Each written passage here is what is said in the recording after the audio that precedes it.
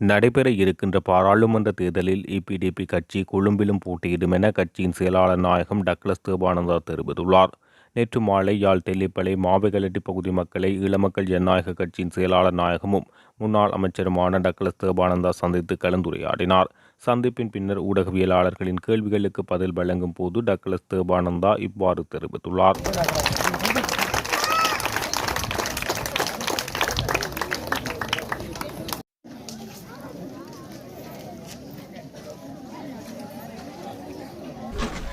என்னுடைய சுருக்கமாக சில கருத்துக்களை கூறி உங்களிடம் இன்று விடைபெற விரும்புகின்றேன். என்று சொன்னால் நேரம் இங்கு அதாவது கடந்த காலத்தில் நீங்கள் எதிர்கொண்ட பிரச்சனைகளுக்கு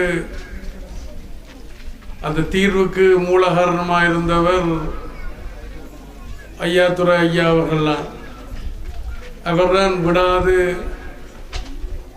எங்களுடைய கட்சியினருடனும் என்னுடனும் தொடர்பு கொண்டு நேரிலும் தொலைபேசியிலும் தொடர்பு கொண்டு நீங்கள் எதிர்கொள்ளுகின்ற பிரச்சனைகளை முன்வைத்திருந்தார்.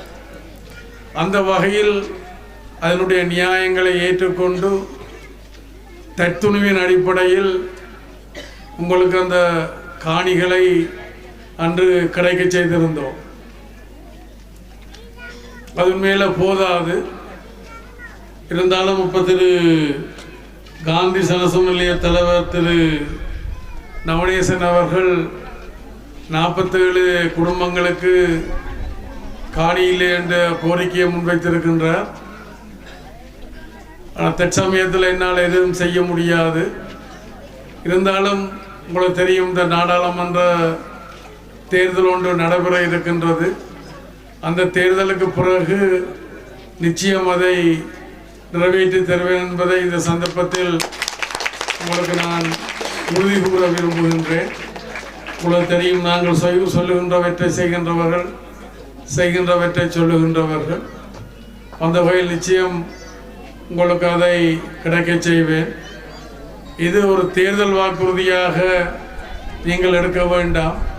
உங்களுடைய ஒரு பிரதிநிதி என்ற வகையில் அல்ல, உங்களுடைய நம்பிக்கைக்கு பாத்திரமானவன் என்ற வகையில் நான் அதை நிச்சயம் உங்களுக்கு நான் பெற்றுத்தருவேன் என்பதையும் கூறிக்கொண்டு, அதைவிட வாழ்வாதாரம் வேலை வாய்ப்புகளை பற்றியும் அவர் திரு நவநேசன் அவர்கள் குறிப்பிட்டிருந்தார்கள். உண்மைதான், இங்கே மாத்திரமல்ல பல இடங்களிலே வந்து பிரச்சனை இருக்கின்றது.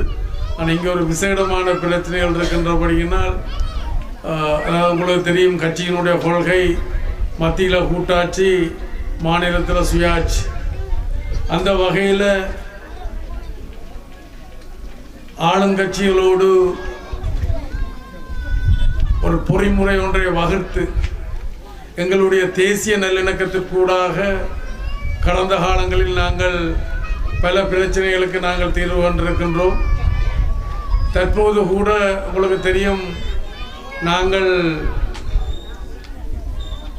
சிலிண்டர் சின்னத்துக்கு ஆதரவாக எங்களுடைய மக்கள் மத்தியில் வாக்குகளை கேட்டிருந்தோம். மக்களும் ஓரளவுக்கு எங்களுடைய கோரிக்கையை ஏற்று அதுக்கு வாக்களித்திருந்தார்கள். ஆனால் துரதிர்ஷ்டவசமாக தென்னிலங்கை நிலைமை அதுக்கு மாறாக இருந்தபடியினால் அது எங்களுடைய கையை விட்டு போய்விட்டது. அதே நேரத்தில் ஒரு புதிய அரசாங்கம் வந்திருக்கின்றது, நாடாளுமன்றம் கலைக்கப்பட்டிருக்கின்றது. அப்போ இன்னும் ஒரு 2 மாதத்தில் 2.5 மாதத்தில் நல்ல முடிவுகள், நல்ல தீர்வுகள் வரும் என்று நினைக்கின்றேன். நான் மீண்டும் நாடாளுமன்றம் செல்வேன் என்று நம்புகின்றேன்.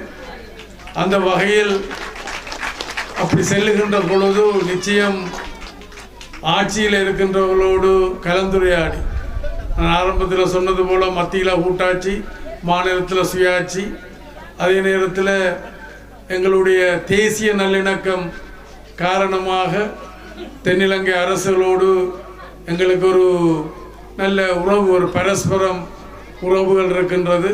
அதுபோல தற்சமயம் ஆட்சியில் அமர்ந்திருக்கின்ற ஜனாதிபதி தோழர்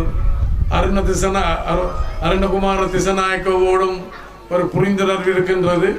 ஆனால் அது இப்போதைக்கு நான் அதை செய்ய விரும்பவில்லை. தேர்தல் முடிந்த பிறகு, அந்த வெற்றிக்கு பிறகு ஆட்சியில் இருக்கின்றவர்களோடு கலந்துரையாடி, என்று அவர்களும் உங்களுக்கு தெரியும் ஒரு ஆயுத போராட்டத்துக்கு ஊடாகத்தான் இன்று தேசிய நீரோட்டத்தில் ஜனநாயக வழிமுறைக்கு வந்து ஆட்சியை இன்றைக்கு கைப்பற்றியிருக்கின்றார்கள்.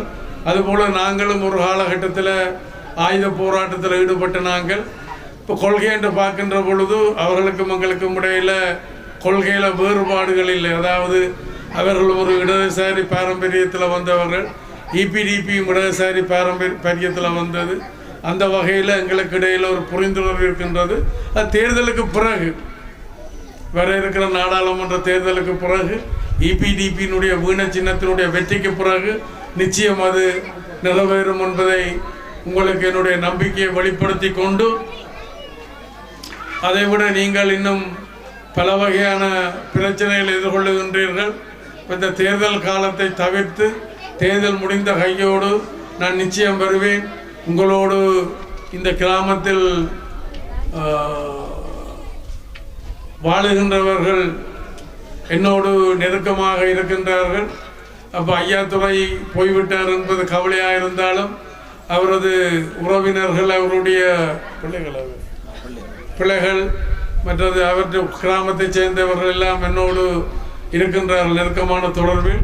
ஆனபடினால் இந்த தேர்தல் முடிந்த கையோடு வெற்றியின் பின்பு நான் மீண்டும் உங்களை வந்து சந்தித்து சம்பந்தப்பட்ட அதிகாரிகளையும் கூட்டிக் கொண்டு வந்து உங்களுடைய அந்த பிரச்சனைகளை தீர்ப்பேன்.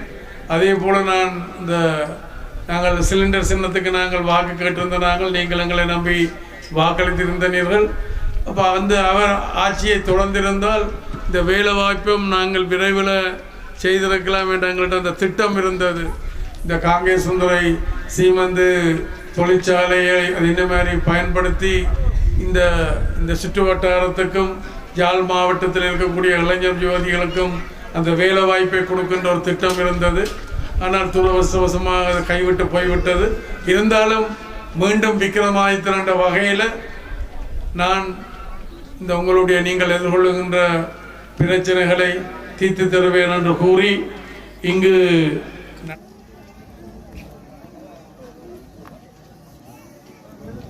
வாதங்களை பணிந்து கொண்டு தமிழரசு கட்சியின் கூட்டத்துக்கு பிறகு மீண்டும் தமிழ் தேசிய கூட்டமைப்பாக ஒன்றிணைவதற்கு அனைத்து கட்சிகளையும் அழைத்திருக்கின்றார்கள். அவ்வாறு ஒரு கூட்டணி மீண்டும் அமையமாக இருந்தால் உங்களுக்கு சவாலாக அமையும் என்று நினைக்கிறீர்கள் தேர்தல்?